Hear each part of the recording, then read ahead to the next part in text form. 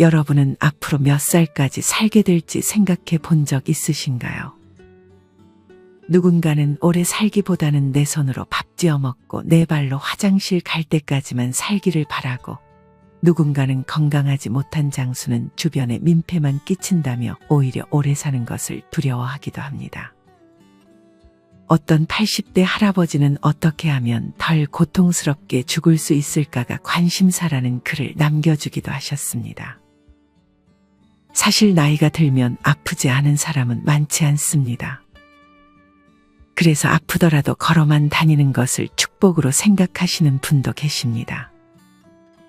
요새 100살까지 사는 장수비법과 노화를 막는 습관들이 많이 있지만, 만약 내가 몸을 잘 돌보지 못해 주변에서 내가 오래 사는 것을 원하지 않는다면 어떤 기분일까요?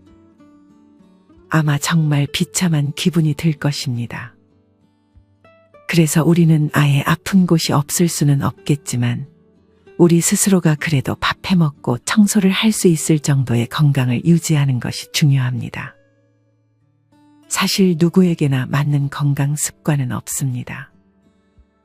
운동량과 체질에 따라 다르기도 하고, 음식을 많이 먹음에도 건강하게 사는 분들도 있습니다. 103세 김형석 교수님은 커피를 좋아하셔서 낮에 커피를 한 잔씩 즐기신다 합니다. 교수님을 보면 늙지 않고 건강하기 위해 이건 절대 안 돼, 그런 건 없는 것 같다는 생각이 들었습니다. 카페인에 예민해서 잠을 잘 못 자는 체질이면 커피 안 마시면 되고, 카페인에 크게 영향을 받지 않는 체질이라면 커피 마셔도 상관없는 것입니다. 좋아하는 걸 즐기는 것도 정신건강 측면에서는 좋을 수 있습니다. 하지만 그렇다고 해서 하고 싶은 것만 하고 먹고 싶은 것만 먹어서는 안 됩니다. 그래도 어느 정도 좋은 생활 습관이 필요합니다. 여기 이른 새벽부터 하루를 시작하는 92세 장씨 할아버지가 계십니다. 90을 넘긴 나이이지만 혼자 화장실로가 꼼꼼하게 면도를 하며 하루를 시작하는 할아버지. 할아버지는 일상생활을 하는데 다른 이의 도움이 딱히 필요하지 않습니다. 할아버지는 말끔히 씻고 거실로 나와 스마트폰으로 하루를 시작합니다. 스마트폰의 뉴스를 보며 세상이 돌아가는 상황을 살핍니다. 스마트폰 화면에 작은 글씨마저 돋보기도 없이 척척 읽어냅니다. 딸과 같이 사는 할아버지이지만 아침 잠 많은 딸이 깰까 조용히 식사 준비를 합니다. 오전 7시가 되면 습관처럼 아침을 먹는 할아버지. 할아버지의 식사는 시리얼과 달걀 프라이 1개입니다. 이는 할아버지가 30년 동안 지켜온 습관입니다. 식사가 끝나자마자 할아버지는 산책 나갈 준비를 합니다. 할아버지는 잠깐 걷다가 100m가량을 달립니다. 숨이 차기는 하지만 달리기를 하고도 쉬는 법이 없습니다. 딸이 집으로 돌아온 할아버지에게 말을 건넵니다. 아이고, 오늘도 달리기 하셨어요? 밖에서 무리하지 마시라니깐. 이렇게 따뜻하게 볕 좋은 날은 무조건 뛰어야지. 하지만 할아버지가 처음부터 건강이 좋았던 것은 아닙니다. 30년 전 갑상선 기능 항진증 수술을 받은 데다 허리 디스크까지 하루아침에 몸이 안 좋아졌습니다. 이러다 우리 자식들 고생만 시키는 거 아니야? 지금부터라도 관리 안 하면 안 되겠네. 이런 깨달음을 얻고 건강에 좋다는 것들은 다 했던 할아버지입니다. 그중 자신에게 맞지 않는 건강 습관들은 빼고 자신에게 맞는 습관만 유지해 지금까지 꾸준히 지켜왔습니다. 이제야 아침을 시작하는 딸과 대비되어 할아버지는 벌써 공부할 준비를 합니다. 깨알 같은 글자, 그것도 영어를 사전까지 찾아가며 열심히 하십니다. 커피 한 잔 타오며 딸이 묻습니다. 아버지 피곤하지도 않아요? 난 오래 자도 피곤하기만 한데. 그러자 할아버지가 답합니다. 항상 야망과 열정을 가지고 사니 활기차지. 공부하면 가끔 잊어버려서 문제지만. 할아버지는 점심을 먹고 또 어디를 나갑니다. 그곳은 바로 5평 남짓한 할아버지의 작은 슈퍼마켓입니다. 가끔 계산을 잘못하기도 하지만 그래도 딸에게 용돈도 안 받고 혼자 경제적인 상황까지 해결합니다. 할아버지는 슈퍼마켓을 누구에게 팔 법도 하지만 죽을 때까지 이 일을 하고 싶다고 말합니다. 할아버지는 92세의 나이이지만 70세처럼 살아가고 있습니다. 여러분은 이런 할아버지를 보며 어떤 생각이 드시나요? 할아버지는 몸이 아픈 적이 있었지만 꾸준히 자기에게 맞는 건강 습관을 유지해 누구에게도 피해를 끼치지 않고 살아가려고 노력합니다. 이렇게 노력하니 신체 건강은 물론 정신마저 건강한 할아버지입니다. 건강한 신체에 건강한 정신이 깃든다는 말이 있습니다. 오늘은 이와 관련하여 정신건강까지 챙길 수 있는 좋은 건강습관 5가지에 대해 알려드리겠습니다. 첫 번째는 구기자차입니다. 농촌진흥청의 자료에 따르면 구기자는 지방간과 간경화 등 간 기능과 시력을 보호하는 물질인 베타인 성분이 국내에서 재배되고 있는 구기자에 가장 많이 함유되어 있는 것으로 나타났다고 합니다. 동의보감과 의학입문 등에 기록된 구기자의 효능과 성분을 봤을 때도 특히나 간 기능 보호와 시력 회복의 효과가 뛰어나다고 합니다. 또한 현대 학자들의 임상보고에 의하면 구기자에는 고혈압, 저혈압, 변비, 간장병, 신경통, 류마티스, 피로회복, 정력 증강 작용 등 이외에도 많은 효과가 있다고 알려져 있습니다. 구기자는 건구기자로 차를 끓여 섭취하거나 분말로도 섭취할 수 있습니다. 물 2리터에 건 구기자 40g을 넣고 끓인 후 약불에서 2시간 정도 달여주어 체에 걸러 마시면 됩니다. 조금 단맛을 좋아하신다면 설탕이나 꿀을 적당량 넣어도 됩니다. 가루 분말로 나오는 구기자도 있는데 이 경우 물이나 요구르트 등에 타서 마시거나 전이나 밥, 백숙과 같은 각종 요리에도 활용이 가능합니다. 하지만 구기자가 몸에 맞지 않는 사람도 있습니다. 구기자는 특성상 몸을 따뜻하게 하는 성질이 매우 강하다고 합니다.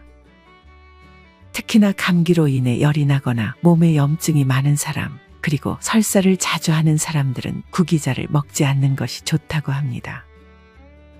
또한 어떤 식품이든 마찬가지이지만 구기자도 과다 섭취 시 혈당이 떨어지거나 설사 및 복통을 유발할 수 있으니 하루에 너무 많은 양을 먹지 말고 적정 섭취량을 유지해 주는 것이 좋다고 합니다. 구기자 분말의 경우 하루 권장 섭취량은 성인 기준 3에서 6g이고 건구기자의 경우 밥숟가락을 기준으로 1에서 2큰술이 적당하다고 합니다. 구기자는 다른 약초들과는 달리 열매, 나무의 줄기와 뿌리 껍질 그리고 잎까지 모두 차로 우려 마시는 것이 가능하다고 합니다. 또한 구기자는 미국과 영국의 공영방송에서 현대판 불로장생의 천연약재라고 소개되기도 했습니다. 정말 유명한 배우 마돈나와 미란다 커 등 유명 연예인들이 구기자차를 복용해 건강과 젊음을 유지하고 있다고 소개하기도 했습니다. 또한 구기자는 세계 8대 슈퍼푸드에 등극할 정도로 강력한 항산화 식품이기도 하니 아직 구기자차를 드셔보시지 않은 분들은 한번 드셔보시는 것을 추천드립니다. 무병장수 습관 2번째는 너무 오래 자지 않는 것입니다.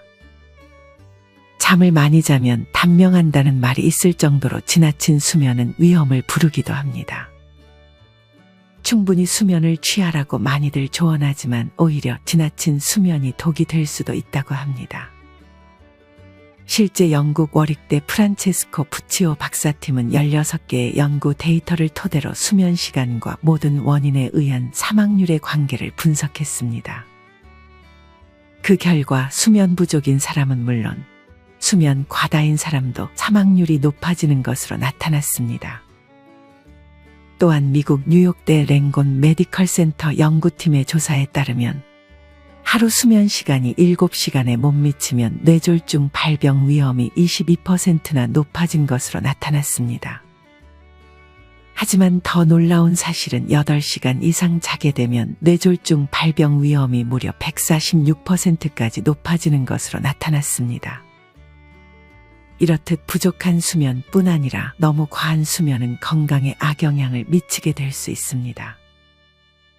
수면 전문가들은 불면증처럼 잠을 잘 못 자는 상태뿐 아니라 과잉수면 역시 수면장애의 일종으로 보기도 합니다. 과도한 수면의 대표적인 부작용 중에 하나는 우울감입니다. 수면 시간이 증가하게 되면 당연히 움직이는 활동량도 줄어들게 됩니다. 움직이는 신체 활동이 줄어들면 신체가 자연스럽게 경직되는데 이런 상태가 되면 기분을 북돋우는 데 도움을 주는 엔돌핀 분비가 줄어들게 됩니다. 우리가 흔히 잠에서 깼을 때 정신이 멍하고 기운이 없는 상태를 겪는 것은 이 때문입니다. 물론 한두 번 정도는 잠을 푹 잘 수는 있습니다. 하지만 한두 번 잠을 오래 자는 것이 아니라 과도한 수면이 반복된다면 엔돌핀 분비가 낮은 상태가 유지되기 쉬워집니다. 이런 상태에 빠지게 되면 스스로 소외감이 느껴지고 우울한 기분에 쉽게 노출된다고 합니다. 또한 수면이 과하면 무기력증을 동반하기 때문에 전반적으로 하루의 컨디션이 나빠질 수밖에 없게 됩니다. 하루 중 많은 시간을 수면에 쓰게 되면 하루 일과가 불규칙하게 되고 생활 패턴도 변덕스러워지게 됩니다.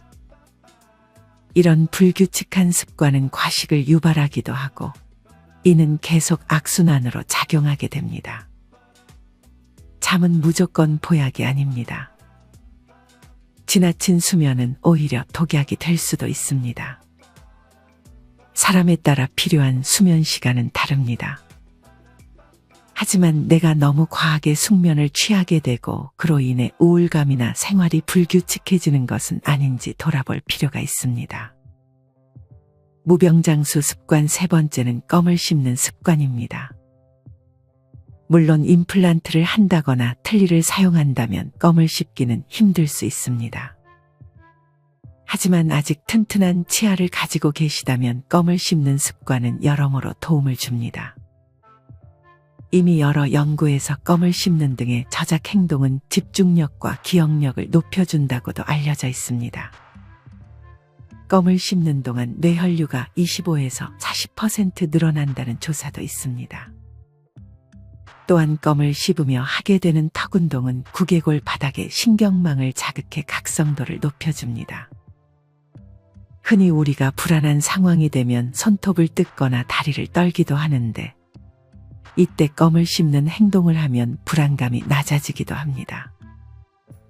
이는 껌을 씹는 행위 자체가 스트레스 호르몬을 떨어뜨리기 때문이라고 합니다. 세계적인 프로골퍼 미국의 필 미컬슨은 2021년 PGA 챔피언십에서 사상 첫 50대의 나이에 메이저 우승컵을 차지했던 것이 화제가 되었던 적이 있었습니다.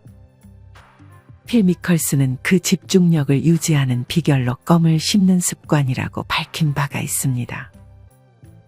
이 밖에 국내에서도 껌 씹기의 효과에 대한 연구는 여러 차례 발표되었습니다. 또한 나이가 들수록 여러 이유로 침샘의 분비가 줄어든다고 합니다. 이런 입마름으로 인해 구취가 나게 되고 식욕도 떨어지며 소화기능의 장애를 유발하기도 합니다. 그래서 항상 나이가 들면 구강에도 많은 신경을 써주어야 합니다. 여기서 해결책이 될 수 있는 것 또한 껌입니다.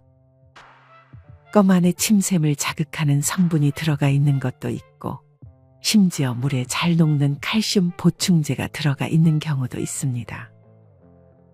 그리고 껌을 씹는 것 자체로 아무것도 안 하고 가만히 있을 때보다 침의 분비량을 10배 가까이나 늘린다고 합니다. 그 결과 입속의 박테리아 증식이 줄어들 뿐 아니라 충치를 일으키는 산의 생성도 막아줍니다. 이런 이유로 전문가들은 양치를 하기 힘든 상황이라면 껌이라도 씹으라고 권하기도 합니다. 하지만 껌을 만약 다량으로 장시간 씹게 되면 턱 근육이 커지면서 치아에 무리한 힘을 가하게 되는데 이로 인하여 치아에 금이 가고 수복물의 수명이 짧아질 수도 있기 때문에 주의가 필요합니다. 무병장수 습관 네 번째는 호기심을 가지는 습관입니다. 사실 나이가 들면 새로운 것을 받아들이는 것에 대한 거부감이 생기기 마련입니다. 하지만 살아가며 나의 불문하고 건전하고 생산적인 호기심은 중요합니다. 특히나 이중 지적 호기심은 매우 좋은 호기심입니다. 이런 지적 호기심이 가득 찬 노인들은 매일 아침마다 신문을 보거나 스마트폰을 열심히 탐독합니다. 평소에도 틈날 때마다 책을 읽고 배우기를 멈추지 않습니다. 이런 지적 호기심은 나이가 들수록 절대적으로 필요하다고 합니다. 나이가 들면 호기심이 당연히 줄어들 수밖에 없는데 그럼에도 나이를 먹을수록 호기심을 가져야 한다고 전문가들은 말합니다. 철학자 소크라테스는 70세에도 광장에 나가 젊은 사람들과 열띤 토론을 벌였고 그 나이에 새로운 악기를 배웠다고 합니다. 첼로의 거장 카잘스는 93세에도 매일 3시간씩 연습을 했으며 괴테는 84세 때 세상을 떠나기 1년 전 자신의 대표작 파우스트 2부를 완성했다고 합니다. 나이가 들면 스트리오소미 감소의 학습 의욕이 상실된다고 합니다. 미국 매사추세츠 공과대학의 신경과학자들은 쥐를 대상으로 이와 관련한 연구를 진행했습니다. 연구진은 유전적으로 표적화된 약물을 사용해 스트리오솜의 활동을 증진시킨 결과 나이든 쥐들도 과제 수행에 더 많이 참여한다는 사실을 발견했습니다. 반대로 스트리오솜 활동을 억제시킬 경우 쥐들의 과제 수행 참여가 감소했다고 밝혔습니다. 이 연구에 참여한 박사가 연구 성과를 다음과 같이 요약하기도 했습니다. 생존하기 위해서는 무엇이든 간에 끊임없이 배워야 한다. 나이 들수록 우리는 호기심을 가지고 배우는 것을 멈추지 않아야 합니다. 나이 들어 나타나는 최대의 적은 배움을 멈추는 것입니다. 90세 의사 이시영 박사님도 공부가 돈보다 더 소중한 희망과 행복을 준다는 말을 한 바 있으며 독일의 노인 심리 전문가 하르트무트 라데볼트 부부 역시 피할 수 없는 노년 세계에서 행복하게 나이 들어가는 비결은 단 한 가지, 끊임없이 노력해 배우는 길밖에 없다고 말했습니다. 노화하는 두뇌의 브레이크 역할을 하는 것이 지속적인 공부라고 합니다. 누군가는 나이 들면 이것 때문에 못한다, 저것 때문에 못한다라고 말할지도 모르겠습니다. 하지만 아직 시도조차 안 해보고 미리 단정 짓는 것은 아닌지 우리는 생각해 봐야 합니다. 물론 나이가 들게 되면 한 번 들은 것이 다 이해되지 않고 다음 날이 되면 잊어버리기도 하지만 그 지루한 과정 속에서 반복해서 배우는 것이 중요합니다. 무병장수 습관 5번째는 햇볕을 쬐는 습관입니다. 이는 아마 많은 분들이 좋다고 알고 있을 것입니다. 하지만 여러분은 햇볕을 많이 쬐어주고 있으신가요? 실천하지 못한다면 이는 모르는 것과 마찬가지입니다. 많은 분들이 햇볕을 창문으로 쬐기도 하지만 사실 창문을 통해 쬐는 햇볕은 비타민 D 합성 효과가 없다고 합니다. 비타민 합성에 필요한 자외선이 유리를 통과하지 못하기 때문입니다. 만약 집에서 창문을 쬐일 경우 창문을 활짝 열어 햇볕을 쬐야 합니다.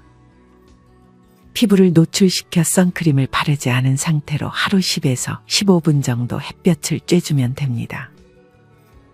너무 과하게 햇볕에 노출되면 주름이 생기고 피부에도 안 좋기 때문에 적당히 노출시키는 것이 중요합니다. 특히나 햇빛이 적어지는 가을부터 겨울까지 계절성 우울증이 증가할 수 있습니다. 햇빛이 줄어드는 겨울에는 우리가 평소 햇빛에 맞춰 움직이던 우리 몸의 생체식의 균형이 깨지면서 세로토닌의 분비가 줄어들어 우울감을 느끼게 될 수 있습니다. 계절성 우울증은 우울증 증상과 비슷한데 이때 식욕이 늘어 체중이 증가하기도 하고 잠을 전보다 많이 자는데도 피곤하고 처지는 기분이 들기도 합니다. 그래서 밖에 햇빛이 비친다면 나가서 10에서 15분 정도 산책을 하는 습관을 만드는 것이 좋습니다. 이뿐 아니라 햇빛은 암을 예방하는 효능도 있습니다. 캘리포니아 프랭크 박사는 뉴욕에서 뉴멕시코보다 결장암 발병률이 거의 3배나 높다는 것을 관찰했다고 합니다. 결장암은 결장 내막에서 시작되는 암으로 직장암과 매우 유사한 암에 해당합니다. 이후의 연구에 따르면 비타민 D는 모든 형태의 암 발병 위험을 60%나 크게 감소시켜주는 것으로 밝혀졌습니다. 또한 햇볕을 쬐는 것이 혈압을 낮춰주는 것으로도 나타났습니다.